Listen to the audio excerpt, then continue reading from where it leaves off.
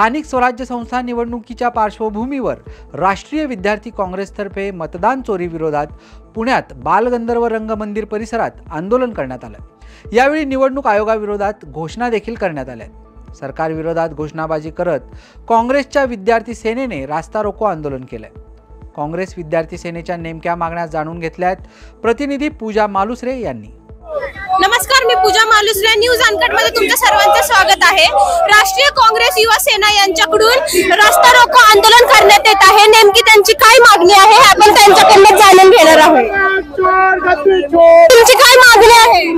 ज्या प्रकारे महाराष्ट्रामध्ये आणि संपूर्ण देशामध्ये वोट चोरी करून हे सरकार स्थापन झालेलं आहे, या सरकारच्या निषेधार्थ आम्ही या ठिकाणी आलेलो आहोत। पोलीस प्रशासनाला आमच्या विरोधात उभं करून या सर्वांना असंविधानिकपणे पोलीस यंत्रणेचा वापर केला जात आहे।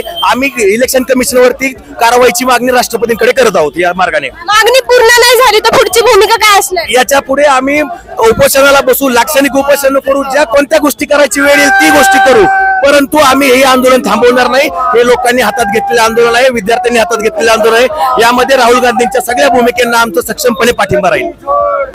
एकूणच आपण पाहतोय मोठ्या संख्येने ते आंदोलन करण्यात येत आहे, मात्र तरीही ही पोलीस लोक त्यांना घेऊन जात आहेत। तरीही ती लोक जे सरकार विरोधात आहे ते आंदोलन करण्यात आहे। सरकारने मत चोरी केली आहे असे त्यांच्याकडनं बोलले जात आहे। यापुढे हा मुद्दा कोठे जाणार आहे हे पाहणे महत्त्वाचे असणार आहे। पूजा मालुसरे, न्यूज अनकट, पुणे।